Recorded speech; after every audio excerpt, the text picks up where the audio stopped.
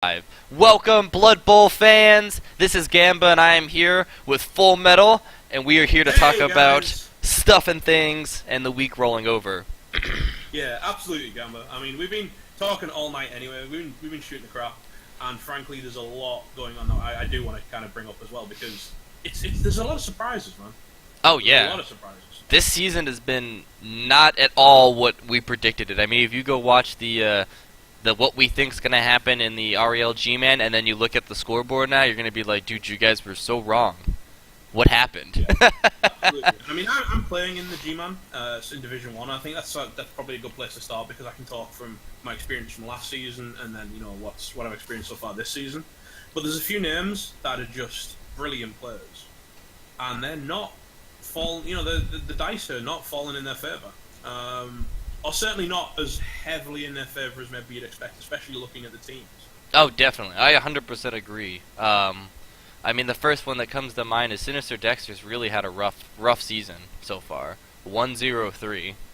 And I kind of want to feel like I helped contribute towards that because I did just weird beat him tonight in what was brutally. I mean, the guy is a brilliant coach. Don't get me wrong; his positioning is really smart for dwarves, but I got diced pretty hard in towards the first half, and it was gutter run of BS that got me through the day.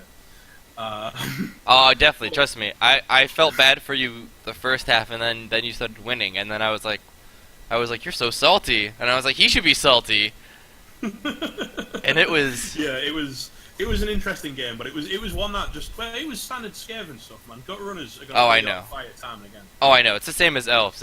It's stuff that any dwarf coach, such as myself, would get very bitter about, because we can't obviously do anything of the likes of that.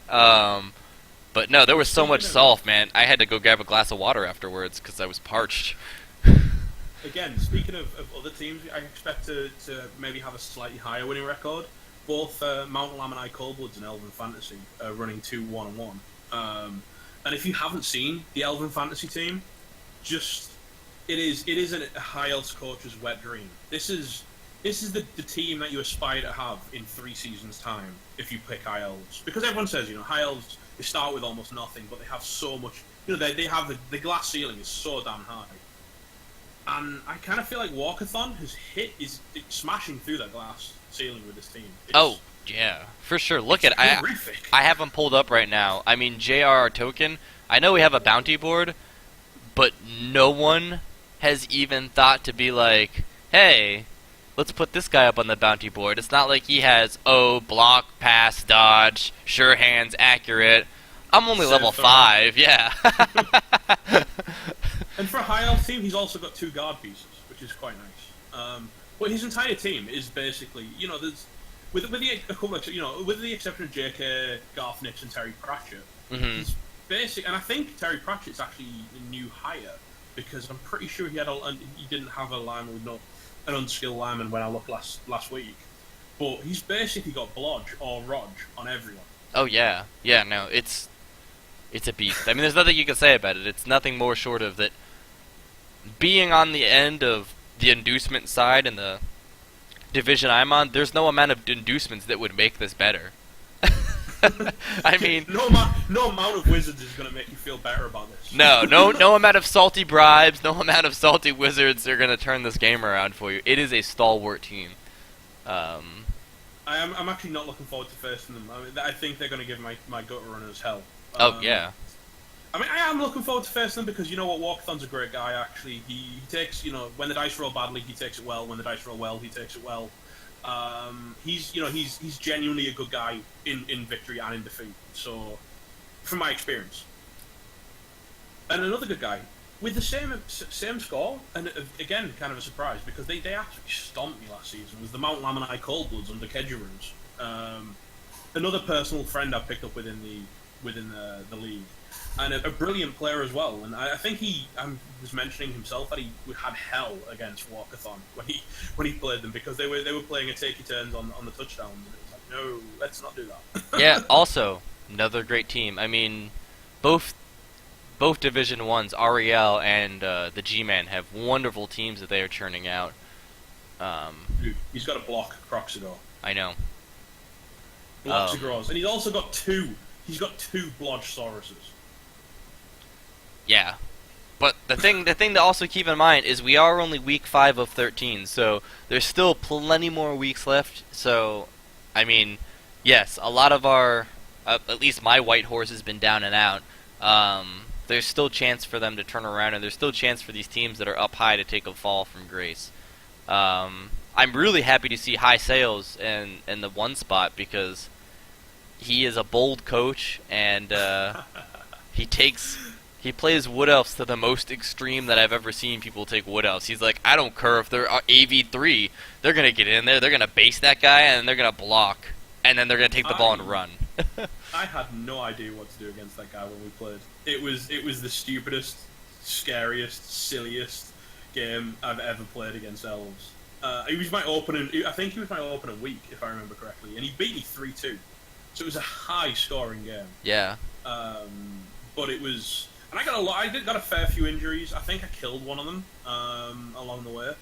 But my word, was that just... It's not an elf team in any definition of the way you expect an elf team to run. Not at all.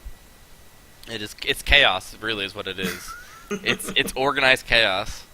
It's beautiful, dude. So the fact that he's coming out on top, I've got to give it to the guy. He was a great coach to play against. He knew he was pulling off BS, and he was like, "Yep, I'm doing it, but it's fine. It's what I do." He's also had some of the most rough seasons. He's lost season 1. I think he lost both of his war dancers. Season 2, he lost both of his catchers. So he takes it with stride. He understands. He's like, yes, I play very risky, I play very dangerous, and I'm gonna lose good players, and it's just that's what's gonna happen.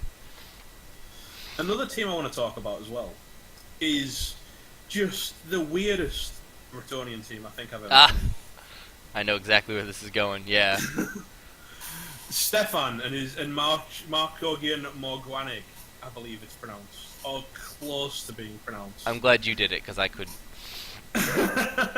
He's a guy who doesn't fire injuries, dude. No, but it works out for him. I mean, look at his blitzer. He finally got a blitzer. Now it's got sure hands, agility 4, fend. It's nuts. I mean, like, dodge as well. All of his injuries, I kind of look at it and I'm like, I would fire him, but then I weigh the pros and the cons. Like, his 1 blitzer with minus movement, but he's a passer, so it's like, well, the -1 movement kind of sucks, but he's not going to be going anywhere. He's going to throw the ball. Well, the other guy that's got -1 movement has pass block and strip ball anyway, so that's not too big of a deal. Yeah. And then he's got a blocker, and he's got mighty blow on that guy, and mighty blow and tackle on that guy anyway, which surprised me because usually with Bretonians you see guard coming out on the blockers, and these guys don't have guard. They have mighty blow. He wants to blitz with these guys. Yeah. And he's also got a strength for peasants. Yeah. And a block tackle peasants. I mean, people don't skill up peasants. People give peasants foul, dirty player, and they give them kick, and then they sack everyone else who levels up, and then there's a strength 4 peasant in the mix. It's like, what? No, he is definitely the #1 wild card of this league. Period. Oh, I'm a peasant. Hey! I'm a peasant, and I'm going to tackle out. I'm going to block down gutter runners because why not? Because I've got tackle. You're a peasant too? No, I'm literally a peasant. There is a peasant named Gamba. Is there really? Yeah, Did I miss that? I'm a peasant. Oh, holy crap! That's awesome. I'm going to have to go back and check that now. Yeah, sorry to digress, but no, his team is completely crazy, and I covered one of his matches, and the guy playing him was just like, I don't know what to do. And I kind of felt the same way. I was like, I don't know what he's going to do. So he could pull anything out of his butt right now, because he can pass the ball, he can run the ball, he can blitz you down. Who knows? It's also worthy of note, he is also a peasant on his own team. Is he really? Oh! Ah! I love it. But yeah, the fact that you genuinely are a peasant, that's kind of cool. That's a respect move, dude. It is. I appreciate that, Stefan. I think there's mutual respect with all you guys and me. I hope so. I hope none of you guys secretly hate my guts and have built a pit in your backyard that you want to throw me in and toss lotion down to me. If so, just don't tell me. I'll live the dream. I have to say there are a few coaches I still feel a little bit bad for. For example, Dream Fi and Jungle Corsairs are not having a nice season. I believe were they a fresh roll into this season because they didn't have a team really when I played against them. No, this is a very loyal coach. He took his team and he did not care. He was like, I am going to keep pushing with them. He did not restart. Wow. So yeah. This wasn't a fresh team? No, it was a broken team. Season? It was, I mean, obviously I'd love for him to comment since he always does, but I think he started the league at 860. Wow, okay. Yeah, that was... I mean, to be fair, I literally pitch cleared him. -1. He had one player left in the final turn. Well, that went 2-1 in my favour. I could have went more, but I was actually too busy killing him to touch down more. But he does have... His Witch Elves are literally wearing chainmail Keens, because I stomped on a Witch Elf's head about four turns consecutively and didn't even stun her. I didn't do more than stun her even. I mean, he's starting to get a good spread. He's starting to come back. I mean, I give him all the respect if I'm correct in saying that he started with his team from last season. Because a lot of people would have just said, no, let's throw in the towel, we'll hire a whole fresh team, and, I'll be better for it. And maybe sit in the Gman too. Yeah, and then, maybe be in a lower division. But no, he toughed it out, so, I mean, lots of kudos for being a man and being like, screw it, I'm going to do it, you know what I mean? Keep my team so I can go to the next division and have a better chance to get into playoffs. And yeah, I mean, the other one that I want to mention as well, when we're talking about having a bad season, is Lizard Rhymes. I mean, this on paper looks like a pretty scary team. They've got a guard stand firm Croxagore, they've got 4 block Saurus and a tackle on one of them. Mm-hmm. They've got, a couple of skinks with sidestep, a couple more with... One of them's actually got block as well. 2 diving tackles in the mix. So, that Slivered himself is actually pretty scary. Stunty, dodge, block, sidestep, diving, tackle. Yeah. But the guy's running a 3-1 loss. Well, I mean, I can definitely relate. I lost a lot of matches with my Lizards, and last season I had block on every single Croc, or every single Saurus, guard on my Crocs, and agility 4 on a couple of my Skinks. And sometimes you just get diced, and sometimes you make some stupid plays because like you said, you've even had a match too where you get off work, you've been awake since 6 a.m., it's now midnight, and you're like, damn it, I have to play my match because this is the only time we could do it, and you're just like, I played a bad match because I was sleepy. Or drunk. Or both. Or, fell asleep at half time because, oops. Yeah, I mean, it totally happens. Hopefully he can turn it around. Looking at this league, I'm expecting to see a lot. Reddit Rat Daughter, haven't really mentioned them, but they're doing very well. They're 3-0-1 at the moment, and High Sales at 3-1-0, setting themselves out there to be the players to beat. Unfortunately, I've already taken a shot at High Sales, and he beat me, so I'm one of his 3. But I still have a chance against Reddit Rat Daughter, so that could be interesting, especially because I know my team is a lot more powerful than his, but then again, my team's also next to 250 TV than his. I was gonna say, yeah, I just took a quick peek, and I'll go right back to it at Reddit, and his team is currently a little rough shape right now. It's a little beat up, but he's got a movement 10 gutter runner, which, I mean, that's a scoring machine, and an AG5 gutter runner as well. Is Weaver on the bounty board yet? Because I feel like with movement 10, he needs to be on the bounty board. No, we haven't had a lot of posts. Our biggest bounty board spokesman and our shoo-in for saltiest coach so far of the league has been Gengar. Gengar has made more bounty hits on people just because he's like, no, I don't have that, so you can't have that. I think that's Gengar's style. I mean, I know you rolled a fresh team, and we'll get on to talking about his team, I think, in the next division. Yeah. But he definitively I think he just enjoys putting up, because he's making dioramas for people. Oh, no, yeah, I love it. I got some games, trust me, Ariel. There's some hits coming out for you guys, and you know who you are. You know. But I think he's literally just setting them up because he really enjoys making these dioramas. He wants to put some dead rats together, he wants to send them out to people. I think he just generally enjoys that kind of aspect of it far too much to pass up the opportunity to put hits on people. But I swear to God, if that gut runner isn't on the list with movement 10, it blimmin' needs to be. Well, hey, I'll do it myself. I was about to say, the list is there. You may make any hits you'd like. I think that just about covers it for Division 1 of the G-Man for the leaderboard. I do want to take a look at the last week's schedule so we can talk about some crucial wins and losses. High Sail played Stefan last week and took the win, and that was a big one right there. I think that's actually what slingshotted High Sails to the number 1 spot, because Stefan last week, I believe, was number 2. So Yeah, totally.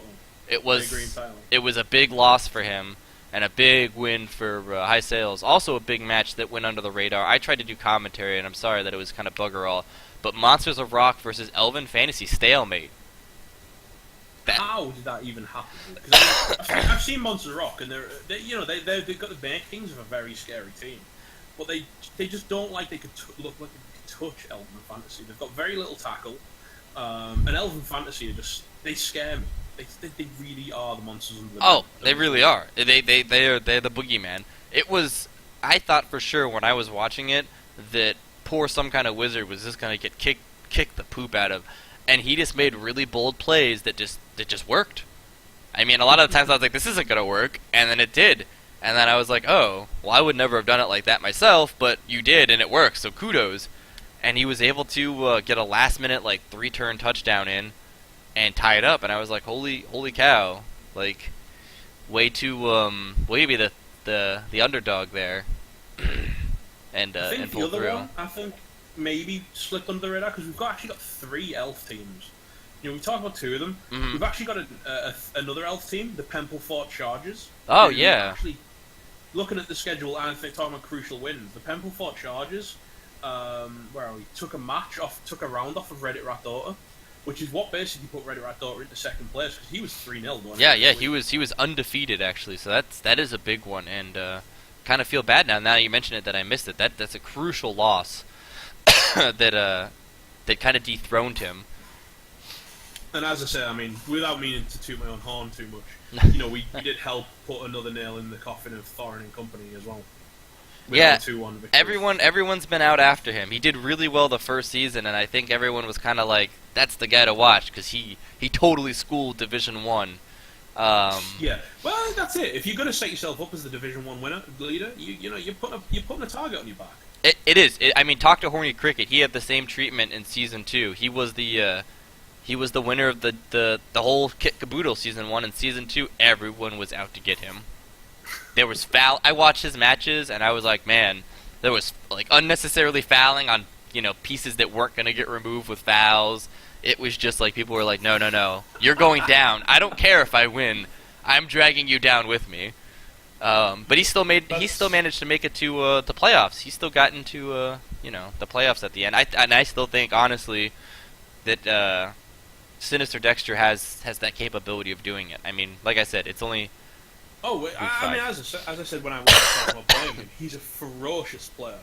He doesn't let up. He has, he will make moves for pressure for days. He always remembers to move a piece into scoring position, even if he doesn't necessarily have the ball. He's, his eye is always on the winning game. Mm-hmm. There might be occasionally there'll be some moves that you'll watch and you'll think, well, I don't know why you did that necessarily, but, and then it kind of just pieces together for him. And he's literally playing dwarfs who have the least maneuverability in the entire game, near enough. He uses them so effectively to cover so much of the pitch. Yeah. Like I said, at least he will pull. I know he'll pull himself up back to at least the middle of the pack. I don't think he is down and out. But I think that does it for Division 1. You think you want to jump over to Division 2 and look at the leaderboard? I've already been taking a peek. All right. There's a couple of teams I want to talk about already. And the fact is, there's one of them, the 99ers.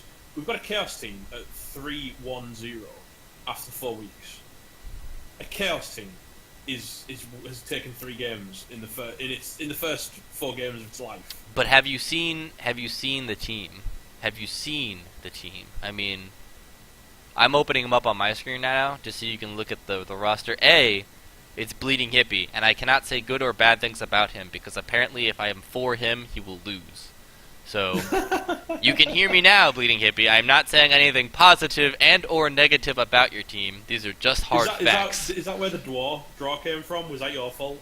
Did you force a draw for him by cursing Nope, him? nope. I do not say good or bad things about this coach. I just say straight facts, such as he has lots of block on his team already, and a good amount of mighty blow, and he's got plus agility on one of his players. You say good amount. He's got 2, and one of them's the Minotaur. But at the same time, for a Chaos team to win the first, win 4 out of the first, win 3 out of the first 4 of its games. I'll get there in the end. I'm falling on my tongue a little bit. Yeah. The only game he actually drew was the Angels of Lilith, which was his first game. Yeah. Which is the hardest game for a Chaos. Which he demolished that team. That team. I think they had to re-roll. I think I got asked for a re-roll. No, they. I don't know if they've actually re-rolled because they're still in the league at 660 TV. Oh well then, they took a punishment. Oh, I feel so bad. I just looked at their team and their one witch elf is strength 2 after this week. After the last game they played, I think they've dropped out. No, they dropped out after that game. That's a dead team. No. Whatever happened in that game? They played one game and it was against the 99ers. They suffered 3 deaths. I swear he started a new one. Yeah. He's got the Heretics of Lilith. He re-rolled. Okay, but I'm just looking at the Angels. Yeah. No, they got 3 deaths. Yeah, no, they got minus strength on a witch elf. They got destroyed. They got absolutely annihilated. It was brutal. I felt terrible. Heretics are looking a little better. Yeah. Oh, definitely. And they got good positioning. If you take a look, I mean, he got to pick up the exact same track record, so he got to keep his loss. So there's no favoritism being played. And he recovered. He made a good recovery and pulled himself up by his bootstraps. I mean, the Shadow Hill Cowboys schooled them. I'm not gonna lie. The Shadow Hill Cowboys looked like they absolutely took them to church on that one. That was a 3-0. That's all right though. It doesn't matter though. I mean, if you look at the scoreboard, still he's 2-1-1, which I mean, it doesn't matter how much you lose by. You could lose 7-0. If you're number 4, you're number 4. Yeah, to come back and be well number 5. I think they're joint 3rd actually. Yeah. Joint 4th. No, joint 3rd. It's a 3-way tie. Gengar, 1, 2, Sander, 3, and Andy. 4-way tie. Oh shoot. Haringzord as well. 2-1-1. 2-1-1 is a very popular score in this league. Yeah. So. 4-way tie for 3rd after what happened to your team in week 1. That shows a lot of grit on the side of Andy 90 there. Oh no, I was so happy he didn't drop out. I was expecting the usual, hey, I got totally wrecked, I'm out, peace. And he was instead like, no, let me try again. And I was like, yes, I'd much rather you do this, stay in the league, and let's keep fighting. I wish some of the other coaches maybe had his spine, however, because we do look like... Are we down a team in this one? We're down a couple teams. Unfortunately, we had one quit this week. I think it was, what's their name? Jack of All. I think they dropped out. Unfortunately, I checked today. Yeah, they lost 2-0 to Big Bang. Yeah, well, they forfeited. It was a concede. Oh, okay. Yeah, and after I saw that they had a concede. I didn't put it forward. I was waiting for an email. Checked again today, and he pulled himself out. So I was like, okie dokie. So I guess he's gone. So unfortunate, but such is the way of Division 2. That's Via Java. Via Java quit? Yeah, he pulled himself out. I am actually stunned to hear that. Really? Because I know Vaja personally. Again, I use the term. I don't use the term lightly, but he's a ferocious coach. This is a guy who had almost every chance of actually qualifying for the World Cup a couple of times. So oh no, yeah. Surprised me. I was really excited to see him play. Actually, he's one of the, and he has a good team, which is kind of surprising. He's got an Agility 4 blitzer. There's a little bit of dings and dents in his team, but kick on kicker. Smash hand thrower, yeah, next game, not a big deal. I don't know, that doesn't look like a team that could even be classified as vaguely dented, to be honest. It's low TV. No, it's a little dented, but low TV. Yeah, that's what I'm saying. It's a little dented. He definitely would have come back, but maybe something came up in his life. I know we've had some other coaches leave for personal reasons, and they've let me know, like, hey, we're pulling out because of this, and that's understandable. But no, I didn't hear anything. He just kind of dropped from the face of the earth. I'll give him a shout and make sure everything's okay, because as I said, I kind of know Vaja personally from being around the Blood Bowl streaming community. So I'll find out if he's what the reason behind it was, and I appreciate Maybe it. not report back, but I'll at least let you know what's going on. Thank you. I appreciate that. But yeah, he's genuinely just a likable guy. He's a very good player. So it's our loss that we haven't got him anymore. I know. That's what I'm actually. I'm never upset when people leave because I'm like, they're poopy appearances. I'm always upset because I'm like, that's one less awesome coach that I have to report on. um, yeah, I think actually he's not the only one. We also lost early on. Is it Clockwork Clockwork Orange. Hawkish? Yeah, Yeah, Clockwork Orange has dropped out. First match, they dropped out. They only lost 2-0. It doesn't even look like it was that bad of a loss. I think he was diced really hard, and there was a lot of salt. He went to the boards about it on Reddit and was pretty upset. Oh, alright, okay. Actually, that was one of those. I got the blunt of it too through some messages. It was kind of sad.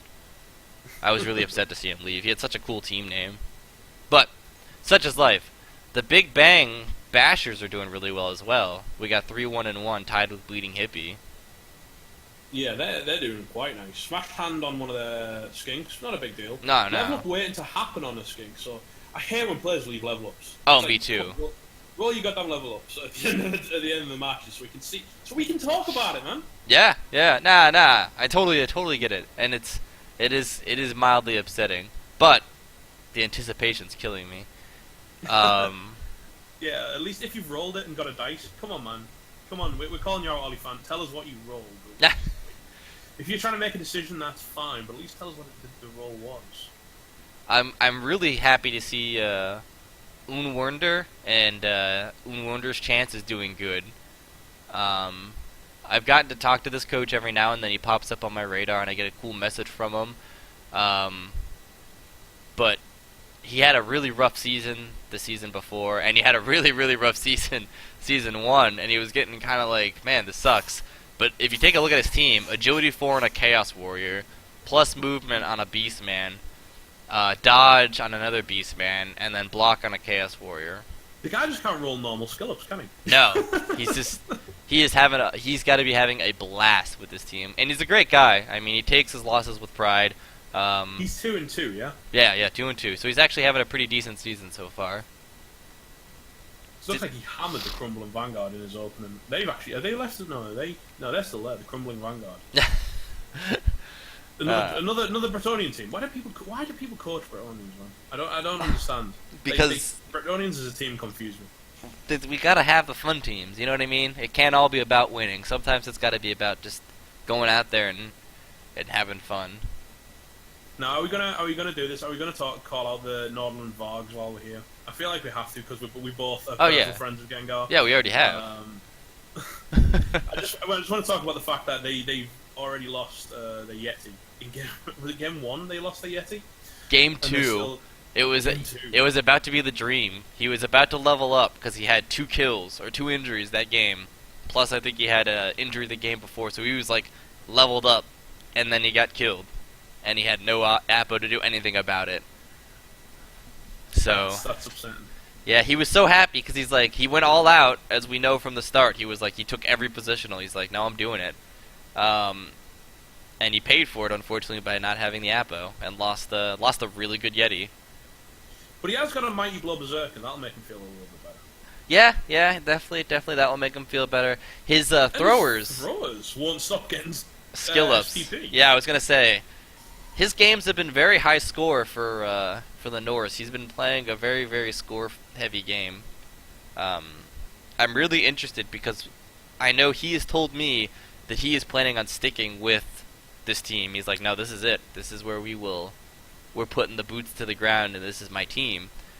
I know a lot of people will probably roll Norse and then, realize they're glass cannon and kind of get bored of it when they're having to cycle through players so hard. Well, when you basically realize you're actually just playing a Wood Elf team with block. Yeah, pretty much. And without the 4 agility. Without the 4 agility, yeah. It could be a tough team, especially in high TV value. They really make their stride right now in this low team value. Right, you know what? I want to call this out. Another team I'm so sad we lost was utter nonsense. This was literally a team built around throwing goblins. And they have fantastic player names. Have you looked at this team? Yeah. It Don't feed is. the troll. The troll. Captain Space Pants. Successful cannon fodder and wants to be an astronaut. The goblins. He has 3 goblins on a basically starting team. Yeah, no, we talked about me and Score talked about his team for a while. When he re-rolled it, he was really really excited. He was like, I know I'm gonna be like a really crappy lizard team, but um, he was like, I have to do it. I have to do it for funsies. Yeah. Um, But I can't unfortunately, believe he dropped out after the fact. I mean, I know he lost a couple of games and drew one, but yeah, that's just upsetting, dude. unfortunately, he didn't drop out. Unfortunately, something else happened, so he is Oh, not okay. able to play anymore. Yeah. Oh, well, that's good. At least it wasn't that, you know, he kind of got bored of the idea. That would No, be no, upsetting. 'Cause, no. I mean, those play names alone just No, no, make me it's brilliant. I mean, totally brilliant. Unfortunately, yeah, stuff came up, and he is no longer available. kind of surprised looking at because you know how I approach choosing players and stuff. But Wu Tang Orc clan are actually carrying a movement 3 troll. I'm surprised that hasn't been sacked yet. Really, movement 3 troll. Yeah, he's out this week. He must have went down in this his game that he just played Uh huh. in the week just past. But old dirty troll, because he's the Wu Tang Orcs, obviously. So There he is. that's Yeah. ODB. But old dirty troll suffered a -1 movement and is actually missing next game. Ooh. So, Ooh, that so is I'm kind that of is surprised hard. to see him still in the roster, Well, especially with 1300 in his pocket. I can. Oh yeah, so we could replace him, right? I think. How much is a troll? Yeah, 130, I believe. Yeah, so we could totally sack him and replace him and have a troll ready for next match. I mean, maybe he'll do it when he takes a look at the team that he's playing or something. But again, that comes down to not taking all the right actions at the end of the week, man. Yeah. It just makes me twitch a little bit. That's true. Yeah, it's when you're not quite ready. I mean, granted, that's the beautiful thing too about having a week. You know what I mean? He can play his match and come back later and kind of look at it and be like, "Oh, okay, this would be the best moves to do," and then start it up again. No pressure. Absolutely. I'm not like that though. I'm as soon as I see that level up, I'm like, "Let's do it now." So, I mean, as I say, I mean, looking at the thing as a whole, I mean, Oliphant and Bleeding Hippie definitely taking the early lead with the 3-1s. Mhm. But there's a lot waiting in position 3 that are yet nipping at their heels. They could be any amount of this. You know, this is a division that could change very rapidly. I was gonna say this next upcoming game. Looking at the schedule, every single one of their games is a big deal. Granted, Heretics of Lilith gets a free win because they're playing Jack of All, who's pulled out, so they're clear. They guaranteed got the win on their hands for this one. Shadow Hill's got the Wu Tang to play against, so anything can go. Varg is playing the Nordic Superstar, so we got a mirror matchup going here. So Yeah, this could. I think this next week is really going to shake up the league a little bit and allow it to kind of not as I say, we're still early days. It certainly may tell us a lot more about where this league's going to be going. yeah, oh no, 100% indeed. I couldn't agree more. So there's a lot to come. It will be really fun to see who kind of pushes and pulls in this middle of the pack to secure their spots, because everyone's got to be going for that number 1 spot, because that number 1 spot takes you to be the wild card, brings you into the playoffs, gives you a shot at the Super Bowl. But even still, everyone's going to be still playing for that top 4 to get that chance to bump up to Division 1 for next season.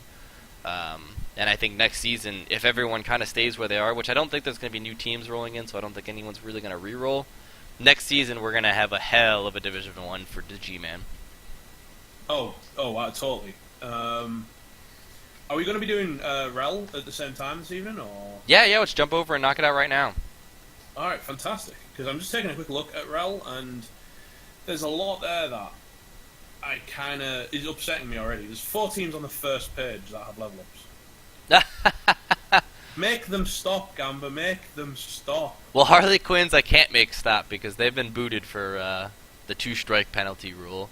So they're just really? they will forever be. Yeah, they missed their first 2 matches and I couldn't get a hold of them. So strike 1, strike 2, you're out. That's super upsetting because have you actually seen that team? Yeah, no, it's really good, and JJ Cash is actually a really great coach, and his first 2 seasons were phenomenal to pardon me But to they've watch. got an Agi 5 Mighty Blow Blitzer.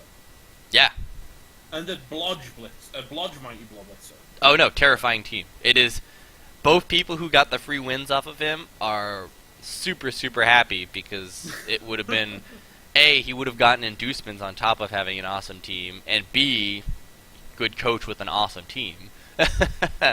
So, yeah, they definitely dodged the bullet. I don't know what happened. Like I said, he was one of the guys. I couldn't get a hold of him. He just kind of fell off the face of the earth. That is upsetting. Such Looking at other teams, I'm just saying I've not really looked too in depth at the Rel teams. I mean, I'm very familiar with the Gman teams because these guys are my opponents. Most of the time, I kind of stay distant from the Rel teams because I want to be able to be a bit more objective if I ever have to make admin decisions. Yeah. But the USS Sulaco have an Agi 4 sprint sidestep skink. Yes, I am. Kill it with fire. I am super stoked because he is on my radar for putting teams up for people getting murdered. But he is such an awesome guy. I hesitate to do it because I'm just clicking through menus now like an idiot. He had a really odd first season with us because his first season he was in Division 2, and he got to play a couple matches, and then everyone like forfeited, no show. I was going to say this is the coach name is on my radar, and I think it's because I've been emailed by him a few times. Yeah. Last season, he just had a heck of a time getting a match together, and I'm happy that he's been able to play some matches and show his true grit on the field. And he's done well. He's in a good position. He's true monsters, which is right there. It's an Agi 4 sprint sidestep skink. No. Yeah. Just stop it, man. Oh, don't. If that makes you sad, go look at Horny Cricket. I mean, I don't want to go that far because this has made me sad enough. I mean, he has got a move busted Mighty Blow Blocksaurus. I'm assuming he's probably going to keep that because Staros have 6 move anyway, so 5 moves is not going to end that guy's career. I don't think, especially because you've already got Block and Mighty Blow on him. Yeah. Maybe just stick him on the line and hope that worst case scenario, he gets exit the easy way. Yeah. I mean, you gotta. Yeah, that's a rough position. Having in mind his movement, you always want to be like, yeah, put him on the line, but you're like, your sources have to kind of be able to keep up to keep protecting the skinks. But then again, we're talking about you said go look at Horny Cricket's team. He's also got a move busted Saurus. Yeah, same thing. Block, tackle, and guard. So he's clean on going in, but that skink, no. Guile, no. Yep, no, Guile. no. Guile is a beast. Block, dodge, move, sidestep, sure feet. Yep. No. Yep. That's not yes. okay, dude. Yes, everywhere. I want to take a look at a couple teams that I want to point out that are new-ish to the league, and that have been doing really well, and also have made a name for Ed the Mad is one of our few South American coaches in the league that I know of, and 301 has been tearing it up. I talked to King of the Cosmos when he played him, and he said he was just unrelenting, super good coach, just knew exactly what to do, how to position, how to get around him, and just played a phenomenal game. Yeah, have you seen that War Dancer? Yes, I have. Why do people not use the bounty board? Because he is designed for the bounty board. He's an Agi 5 strip ball tackle sidestep War Dancer. That guy should be getting stomped into the dirt at every possible opportunity. Yeah, level 5. He is. I don't look forward to playing anyone in my league. They're it's like you look at all the schedule beast. and go, where are my easy games? And it's like, I am the easy game. I am the easy game. That's the sad thing. I look at where's the easy games, and I'm like, me. That's me. I'm the easy game. And I mean, I know you warned me that you were lizard heavy, but my word, you were lizard heavy. Yeah. We are literally. If I did not remove myself as lizards, I would have had to tell someone else that they could not play lizards, and I don't want to do that. So we are super lizard heavy in the REL. Speaking of lizard heavy, I know it's one name that jumps directly out of me is Sukari Yoshi. Yep. A brilliant guy, just so chill. I've never seen someone get like not like manage to his salt levels so effectively. I actually do watch Sukari stream on occasion, and he's got a pretty scary team here. Oh yeah, let me pull his team up. Actually, he's a really good coach, and he is a really nice guy. He extended me the courtesy of not destroying my team on our last match of the last division because I was like, listen, I'm retiring them. I was like, I'm gonna take a picture of them, put them up in my mind wall, and he was like, that's cool. I will honor your decision not to destroy your team. So definitely a super chill coach and really good, like brutal as all can be though. Especially strength 5 on a Saurus. And Hom as well, piling on Mighty Blow block on Renekton. Oh yeah, you got to be kidding me. And then obviously he did standard agility 4 sure for Skink because why? Why not? Yeah, why not? Yeah, I mean honestly, I think in this division you couldn't swing a stick without hitting someone that you'd want to put on the bounty board. But yet no one in this division besides the poor rats from Pastry Pest are on the bounty board. Yeah, but that's because everyone hates Skaven. That's very true. That is very true. I need to go look at these rats now. Let's have a quick nose at the rats while we're there. They're doing really great, and they're getting a giant target on their back. He's 4-0 and 0. He's won every match. Well, that's a good way to get yourself noticed. yeah, he's definitely put a giant sign on my back saying, "Hey, blue turtle shall me to death." He has got a strength 3 gut runner, and from my own experience, strength 3 gut runners are a lot of fun. Oh, his whole team's brilliant. I mean, strength 3. He's got horns on some gutter runner. He's got horns and 2 heads on the same guy. Yeah. And then horns on another guy as well. Jesus Christ, this guy won't stop rolling doubles. Yeah. He's got a pretty well team. Granted, he did lose some players in his last matches. I think they were all line rats though. But yeah, but you expect that. Yeah, I mean, he has only got 1 storm vermin. Oh, he has got 2 storm vermin. I would have expected. I'm assuming Vicious Nyla is a replacement because everyone else is pretty skilled apart from that guy. And oh yeah. I mean, he's definitely taken some casualties, but he plays a mean Skaven game too. He knows how to move them around the field and how to really how to make them work. Well, yeah, I mean, you can see that from the 4-0-0. That's just insane. Yeah. I think that's our first 4-0 team of so far tonight. So far, yeah. They are the only undefeated so far in the league. Oh, I mean, we're getting to Division 2. Speaking of just monsters as well, I've just looked dude. at Kool-Aid Convoy's Chaos team. Yeah. Oh, I'm so glad I'm so glad I'm playing in the Gman and not the Rel right now. I don't think I've looked at a team in this side that I've went, you know what, I'd quite like to face those. Yeah. They are... I just played them, actually, and they are terrifying. It was a nightmare for my poor dwarfs. Especially with Claw, Mighty Blow, Block. Block pretty much on everyone. I felt neutered trying to play them. I was like, there's literally I couldn't throw a block to save my life. I was like, there's nothing I can do. I don't have enough guard. I'm out strength. It was terrifying, but it is a beastly team. To be fair, you're not doing, considering you've got a fresh team over there, you're not doing too badly. Oh heck no! I'm not going to dodge runner. I'm not gonna go down without a fight. No, not Suri. I'm definitely gonna go down swinging, but I don't really have a whole lot going on for the team either. I think I got 1 guard piece and 1 blodge. Yeah, but you haven't got block on him yet, but you've got dodge on a runner. So the next level up, you're gonna get block. Yeah. And that's gonna be pretty good for you. I mean, that's it's not terrible. It's a good start for a dwarf. Oh yeah. It's just been a grind. It's been real hard to get the SPP spread that I want because of the fact that everyone being scary. I mean, Odin's Beard. Look at unfortunately, I've dragged Spoony Bard down with me, and made him come and join me in Division 1. I'm sorry, Spoony, but you're a good coach, and I needed another good coach to take the hit with me, so I could. Misery loves company and all that. But hey, at least he's got a Yeti, so he's one up on Gengar. Yeah. Oh, that's so hurtful. Gengar. Yeah. And he's got block on one of his werewolves. So that's always nice. And Mighty Blow on his Berserker as well, which is quite nice. Yeah, he's got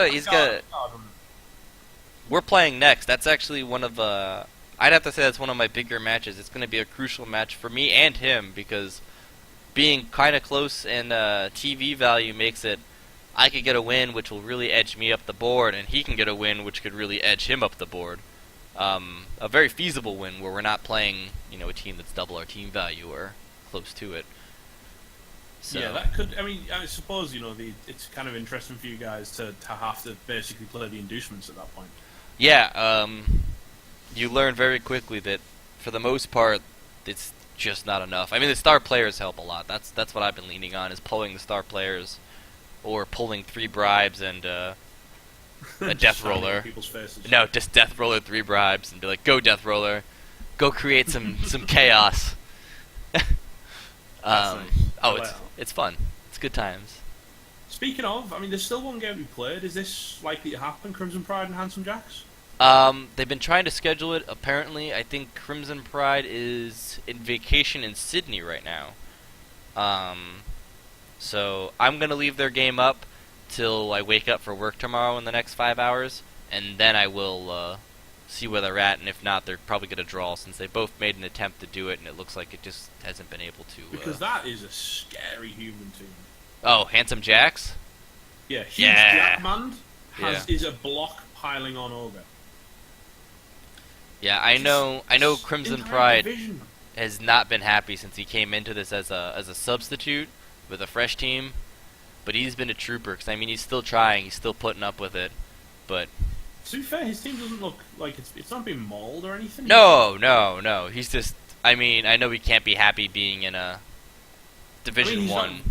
He's not making very much headway with regards to skills, I suppose, but he's only lost 2-1s twice, so it's not like it's the end of the world for the team. Technically, he's only lost 1 match. Because his first match was actually, or 2 matches, I think. He's lost the match against me, and then whatever last week was. Alpha Sigma. Yeah. So technically, I mean, it's still been rough. I mean, that's a dwarf team, fresh roll dwarf team versus fresh roll humans, a hard win for humans because all that block, and then going against a leveled up dwarf team right afterwards. Yeah, it's like, hey, welcome to the division. Welcome to the Ariel. Smash, smash, crush, crush, punch, punch. Yeah. So the fact that he survived is pretty impressive. Oh no, he played a brilliant game. I was literally clenching my butt cheeks the whole time. Like I was screaming afterwards when I won. You can ask my friends. I think they were on a Google chat with me. So. But I mean, looking at it, I mean, it's pretty obvious who are taking the early lead in this division. I mean, there's a 4-0-0, and then there's 4-0-0, and then there's 3 1-0s and 2 3-0-1s. Yeah, the top. Tilly, Edamad, Kool-Aid Convoy, and Luminous basically proven themselves to be the ones to watch. Yeah, I mean, well, with that being said, Horny Cricket and Mike are definitely not out. I mean, those are.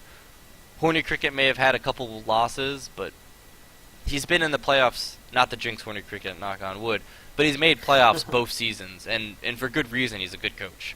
And Mike played the couple matches I've caught of him that he got to play, is also a really good coach, and I don't think that they are to be underestimated by any stretch of the imagination. I'm totally not writing them out. I'm just making comment that it's going to be very, very important for them because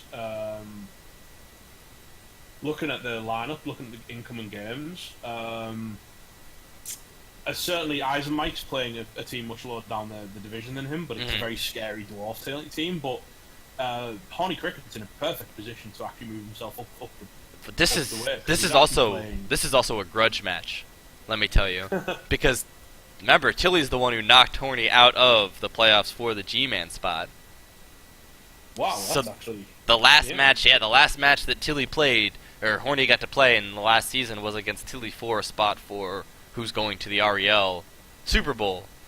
So it's a grudge match. I'm definitely going to try to cover this match for next week because I guarantee you there is debts that haven't been repaid. Yeah. But let's run this up.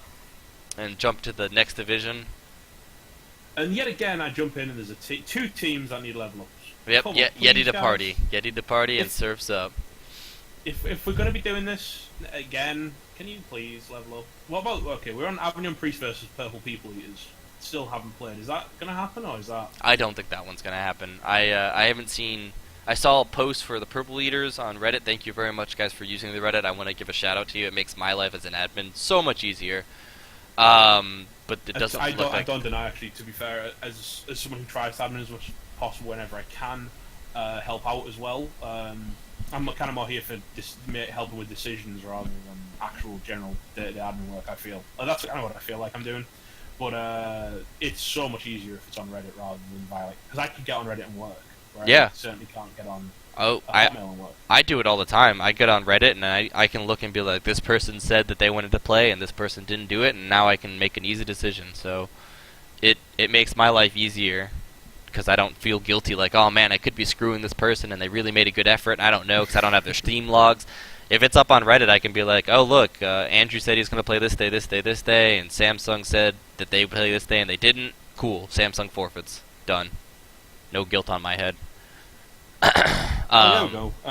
It's actually, I've got an email right here from the Avignon Priest versus the Purple People Eaters. Oh, nice. We're trying to set up a match this week. Unfortunately, the Avignon Priest are based in Moscow. They are. And Purple People Eaters are Vancouver.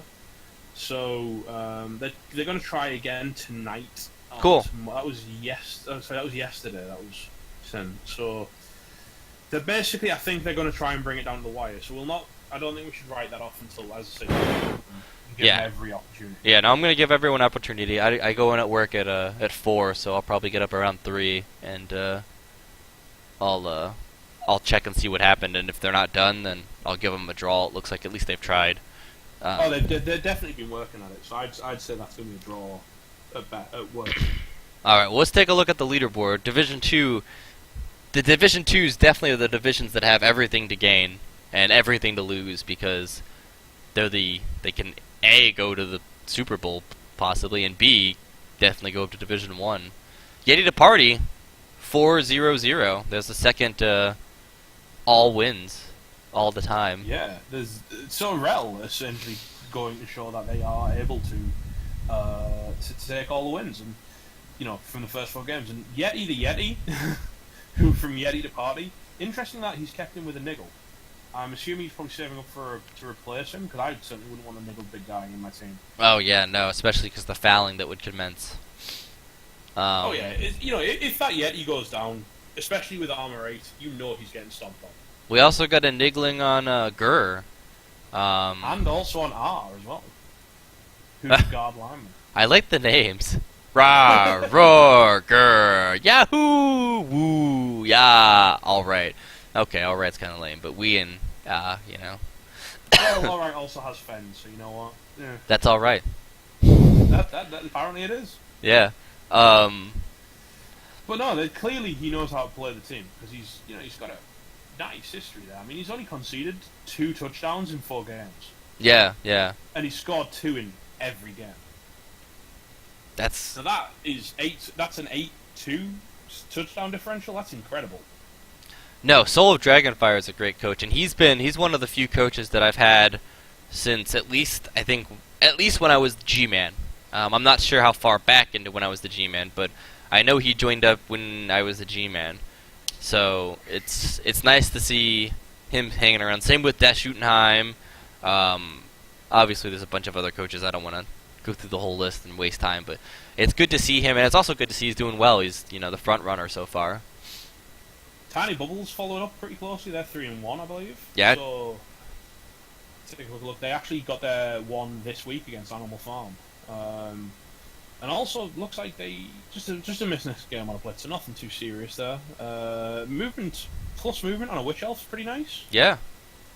It's just a team that looks like it's just a pretty standard Dark Elf team. They look like they're starting to come into their own. They've got a Blodge blitzer. They've got a block lineman. They've got a movement Witch Elf. It's just fairly standard for what you'd expect for a Dark Elf. Yeah, team yeah. They're slowly starting to build. They got a long way to go though before they make it, to the majors. I want to take a look at this Chaos team because I mean, third place at 2 and Animal 2 Sauce. Oh yeah. isn't interesting. All the Chaos teams we've had have been very much so aggressive in these lower divisions, getting wins. There's another niggled big guy. There's a niggled Minotaur in this one. Oh, I He's see. not Juggernaut, but he's also got a niggle. I don't know, man. I don't know. And then a minus movement Beastman with block. I think that at that point he's just trying to keep his blocks to get his block players on the pitch because he hasn't got a lot of block right now. So Yeah. I think it's worth keeping the minus movement until you get some more block across the rest of your players. Oh, I agree. And he could be used as a lineman. I mean, you could throw him on the line. At least he's got block on the line, so you can get a couple extra blocks. He doesn't get too many SPPs before he dies an honorable death. Yeah. Or just fired and sent to the glue factory. Do you remember when we said, that we weren't going to talk about exactly what happened to them because you got all upset last time, and then... Yeah. Well, it's upsetting.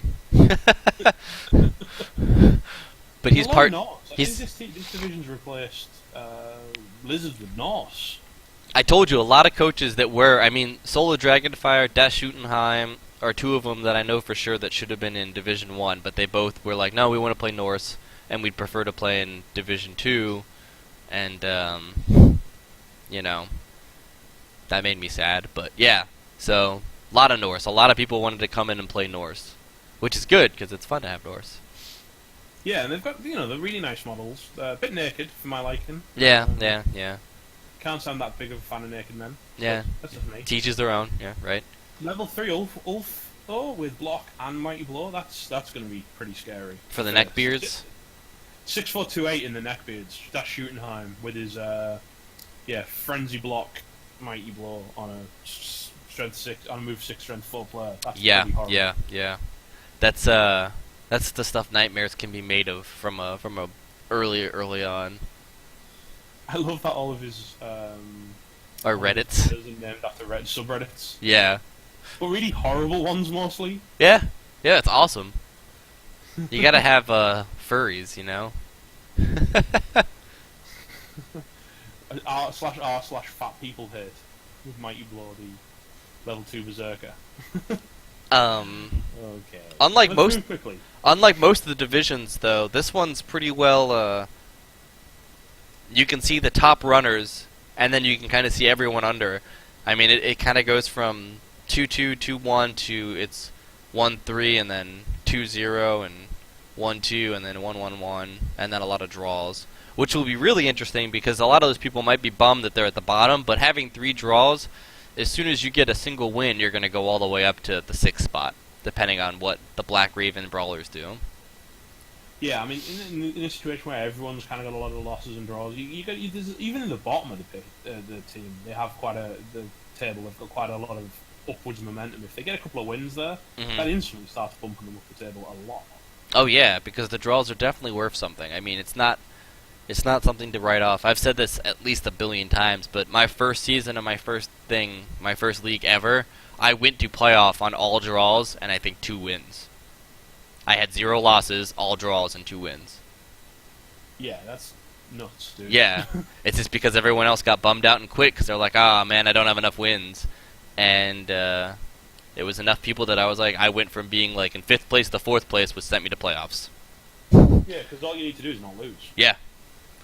It's it's much better to go 2-2 and 0 than it is to go 2-0-2. Obviously. So looking at the upcoming games, the Yeti to Party have Observe React Crunch, which is an Orc team, and they've got quite a lot of block. Well, they've got a move 7 Blitzer, Guard Blitzer, a movement 3 Black Orc, which kind of feels like you might as well not have him because he's never going to catch anything ever. Yeah. But they've got a couple of Black Orcs, which is the dream. Getting block on your blockers. Yeah. Sound like they should maybe have block to start with. Yeah, I've always had a beef with the fact that Black Orc blockers as a player type don't have block. Yeah. No, agreed. Definitely agreed. It's I mean, I really can't say a whole lot with these matchups. It's pretty straightforward. Everyone who's in the leaderboard, I mean, as of right now, Soul of Dragonfire is sitting pretty. I mean, I doubt he's going to get kicked out of the top 4 anytime soon. He would have to take a straight nosedive. Well, looking at he has at least 2 weeks before he even has to worry about it. Assuming he has 2 bad weeks, he's got a cushion of a couple of bad weeks before he even really has to start looking further down the table for a threat. Yeah, yeah. And that's a nice place to be. Yeah, Definitely. definitely. That's a nice way to start your season, certainly. But it's really, honestly, with the way it's stacked, it's way too early to determine where anyone's going to go and who's really still a threat and who's not a threat. And I think this is one of the few divisions that's a full division. No one's dropped out. Everyone is still in it. Yeah, that was something I was going to comment on, actually, is that no one has left. No. Which is really nice to see.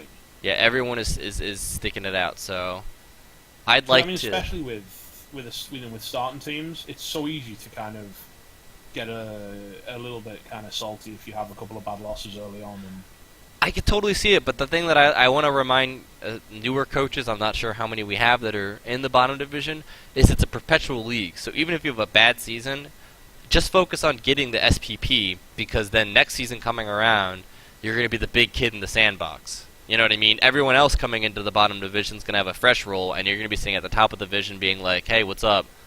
I'm a 1,200 team value.